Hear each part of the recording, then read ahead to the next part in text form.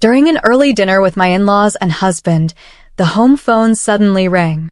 It was unusual for the phone to ring at this hour.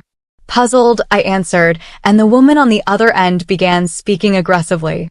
When I asked for clarification, she shrieked, "How dare you ask who I am? You're so rude." "Well, I don't know who you are if you don't introduce yourself." My in-laws looked worried, and my husband gestured, "Do you want me to take the phone?" I shook my head. I should be able to handle it without hiding behind my protective husband. "Could you please tell me your name?" I calmly asked again. The woman became hysterical. "I can't believe you don't know who I am. I'm never buying your eggplants again. I'll use cheap imported ones from now on. So, goodbye." She didn't identify herself, but I realized who she was when she mentioned eggplants. She was likely the wife of the president of the pickling company I had been dealing with for 15 years and with whom I had an exclusive contract. With the president gone, she was the only one who would bring up the contract. It's difficult to change things suddenly. We have an exclusive contract, and using locally grown special eggplants is what makes it popular, isn't it? Wouldn't it be bad to use imported ones? Idiot consumers don't know the difference between domestic and imported. I can buy imported ones for less than half your price. You're overcharging. At that point, I became angry. Overcharging? My eggplants can't be grown elsewhere, and the price is fair. No way anyone can grow eggplants in a home garden. It's a crime to sell such affordable vegetables at such a high price. Be thankful you're not being sued. I'm canceling the contract. What an incredibly rude person, fueled by anger, I said. Are you sure about canceling the contract? You won't be responsible for any regrets. No regrets. I'll make more money using cheaper imported eggplants. I'm relieved to be rid of an overcharging farmer like you. Stay away from us. As soon as the call ended, my concerned husband asked me, "What happened, Laura?" We heard a woman yelling. "Are you okay?"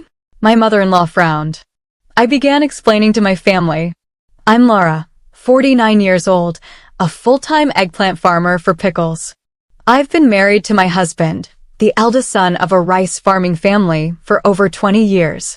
Our daughter lives alone in the city as a college student, and our son just got a job in the city after graduating from college. My son told me, "I'll come back when I find a bride," but I don't rely on that too much. My energetic in-laws and husband, who are approaching 80, are growing rice in their family home, while I and some part-timers are growing eggplants for pickling. The start of eggplant production was 15 years ago, and my hometown's small pickling eggplants had been famous since ancient times. However, these eggplants, while incredibly delicious, are known to be difficult to cultivate. They were weak against diseases and pests and would wither quickly. When I started selling them in small quantities at local direct sales outlets, I was approached by a local pickle company to enter into an exclusive contract. Due to the difficulty of cultivation, the exclusive contracts offered a considerably higher price than selling regular eggplants in the market. When I heard about the deal, I was excited and thought it sounded interesting, but I was scared of being sued for a breach of contract if the cultivation failed and I ended up in the red. As I was worrying, my husband said, "We have income from rice, so let's give it a try even if it doesn't work out." And so, my challenge began. I continued to try better cultivation methods every year, working diligently for 15 years despite many failures. The scale of the pickling company increased as they started selling online, and the volume of eggplants I delivered grew accordingly. Some companies heard that I was solely responsible for producing pickling eggplants and approached me for business, but I had no intention of expanding my eggplant production further. The exclusive contract was more difficult than I had expected. Although the income was stable with a fixed contract price, I had to deliver a certain amount without fail. I began to think that once my in-laws retired from the front lines of rice farming and my husband and I took over as the main rice farmers until our son took over the family business, it might be okay to quit the exclusive contract. However, I owed a debt of gratitude to the company president, so I continued to deliver the best eggplants every year as long as they wanted them. But last month, the situation changed drastically. At the beginning of last month, the company president collapsed at the factory and never returned. The president passed away last month, right? Hasn't it been 49 days yet?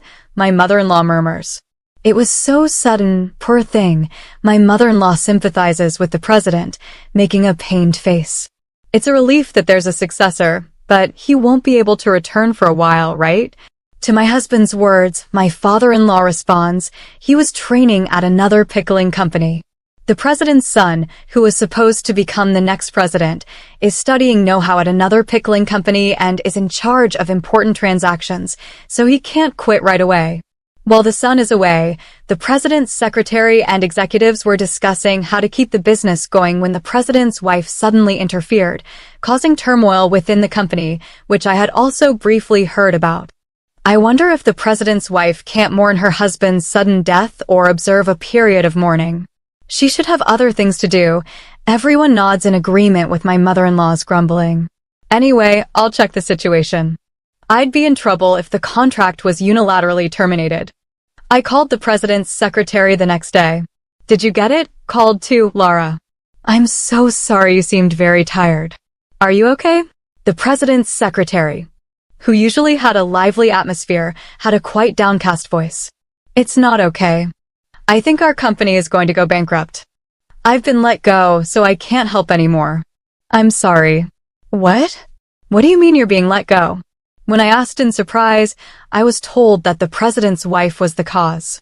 The president's wife, without understanding the basics of management, made unreasonable demands on various business partners and repeatedly harassed the employees. Originally, the president's wife was selfish and had a tough personality. The president knew about her personality and never let her be involved in the business. Now that the president is gone, the company is in chaos.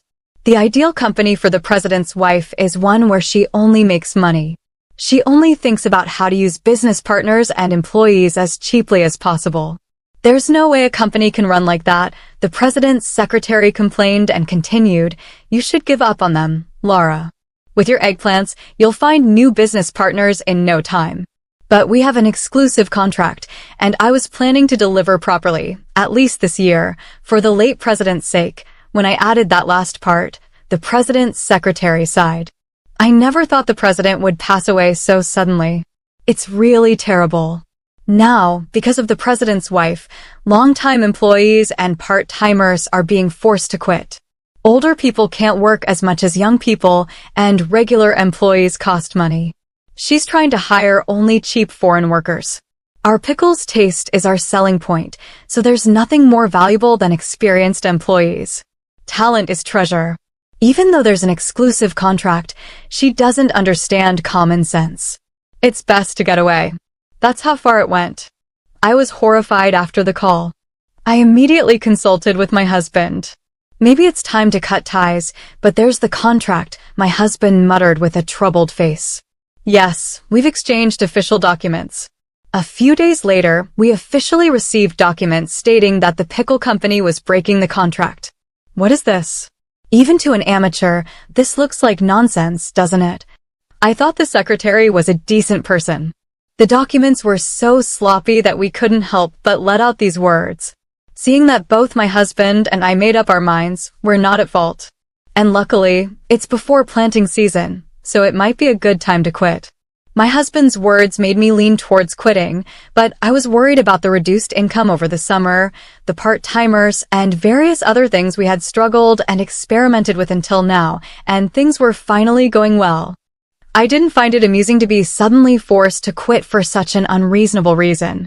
My husband nodded at my words. Let's think about income and the future later. I can't forgive the way she treated you, Laura. It's their loss. They can't have cheap, low-quality imports bought just because they're cheap.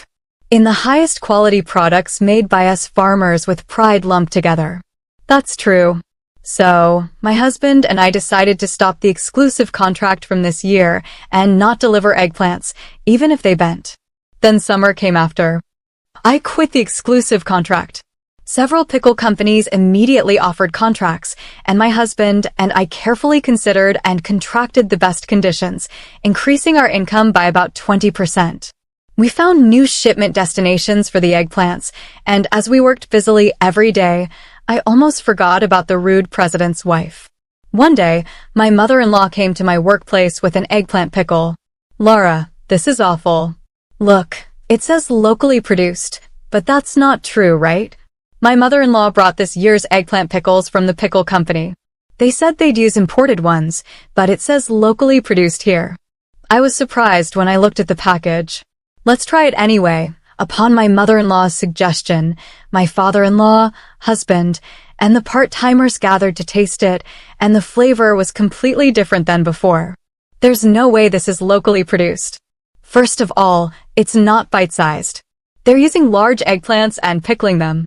They're treating consumers like fools, my mother-in-law asserted with a stern face. The taste is strange too. It doesn't feel like it's just gone bad. It's like it's gone rotten. The part-timer also made a harsh comment. Could it be that the president's wife is lying about the imported products being local? But honestly, I thought she might do something like that. A few days later, during dinner, the phone rang again. Hey, can you pretend you sold me your eggplants? The voice didn't introduce herself, but I remembered it. It was the president's wife. I don't remember selling you eggplants and you're asking me to lie? Yes, if you say so, it'll save our company. Weren't you supposed to never contact me again? That was true, but things have changed. You want money too, right? I'll give you some. It's just a small favor. Her high-handed tone, trying to involve me in her crime, was unbelievable. No thank you. I refused and hung up, then told my husband and in-laws what had happened. Everyone grinned. My husband, in particular, seemed pleased.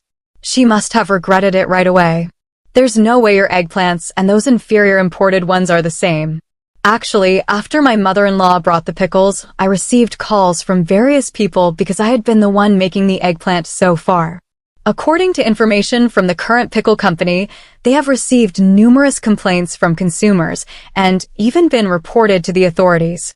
Apparently, the pickle company's in trouble now because they were internally accused of food fraud. Then, a few days later, please testify that they were your eggplants. The police might investigate. I recognized a voice which didn't introduce herself from before. This time it was almost sobbing. Well, I didn't sell them, I hung up again. The next day, a polite call came from a young man claiming to be the president's son. I'd like to meet and apologize, he said. So, we decided to meet that afternoon. I asked my in-laws to do the afternoon farm work, and my husband and I waited. A young man, another young man, and a flashy older woman arrived. One was the president's son, the other his current secretary, and the woman was the president's wife. The two men were very polite, but the president's wife had a stony attitude, skipping greetings. The son forced the president's wife to bow her head, and they both prostrated themselves, rubbing their heads on the floor as they apologized. Although I knew the situation, is there any way you could supply eggplants again? The son pleaded, but I refused. I'm sorry, but it's impossible. You terminated our exclusive contract. I felt sorry for the son, but considering the president's wife's attitude and that we already had a contract with another company, it was truly impossible. He understood when I told him my honest feelings. Far from it, the president's son seemed to think it was only natural that I would refuse. I guess you're right. I'm very sorry for this. We unilaterally terminated the exclusive contract due to our circumstances, so we'll pay the penalty as initially agreed upon. He easily gave up and began preparing the documents with his secretary. Then, the president's wife widened her eyes. What are you thinking? We've been ripped off until now, so there's no need to pay the penalty. We got caught this time, but we can do better next time. It's the importer's fault that more than half of the imported eggplants were rotten. If we find a cheaper place, it'll be fine. So, you tried to use cheap imports and failed miserably. That's what Laura told you, right? When her husband made a sarcastic comment, the two young men said, "Indeed, that's exactly right," and hung their heads. I was concerned about the president's wife's words and asked her again, "By the way you're talking, are you planning to continue labeling the products as locally produced even if you can't get my eggplants?" Of course, it's more profitable, and everyone is doing it. The president's wife showed no remorse and started yelling at me. My husband and I were both taken aback. That's when the president's son lost his temper. "Mom, just be quiet. I only brought you here today to apologize, but I'm fed up with you." Upon being scolded by her son, the president's wife was flustered. "I was just trying to make money. You only think about making money for yourself. That's not how a company should operate." "But isn't it a company for making money?" I was irritated by the clueless president's wife. "Although on a different scale, I also employ part-time workers. It's not right to think that it's okay to lie as long as you make a profit. I believe that a fair relationship where both employees and contracted farmers like us can make legitimate profits is the right one. It's wrong for only one side to profit." At my words, the son, the young secretary, and my husband all nodded. "You're right. Mom, who doesn't understand that, is finished as a person at the company. I'll cut ties with her. However, she needs to take responsibility for ruining Dad's company." Upon hearing her son's declaration of disownment, the president's wife seemed to be affected for the first time. She was so shocked. She turned pale and silent. She suddenly became stunned and docile. After that, the case was deemed malicious, involving intentional mislabeling of the origin. It was written in both letters in the local newspaper that the police had started investigating for fraud, and it became a big news story in the area for a while. The pickle company eventually went bankrupt, and the president's wife was abandoned penniless by her son, fearing prosecution and living in hiding. The president's son and the veteran employees who returned at his call are working hard to deal with the aftermath and establish a new company. I received the penalty for the breach of the exclusive contract, and the matter was settled. Since then, my son has returned and decided to take over the farm. He seems to have found a bride who will happily work on the farm with him. With the happy news, our family's daily life has become very enjoyable.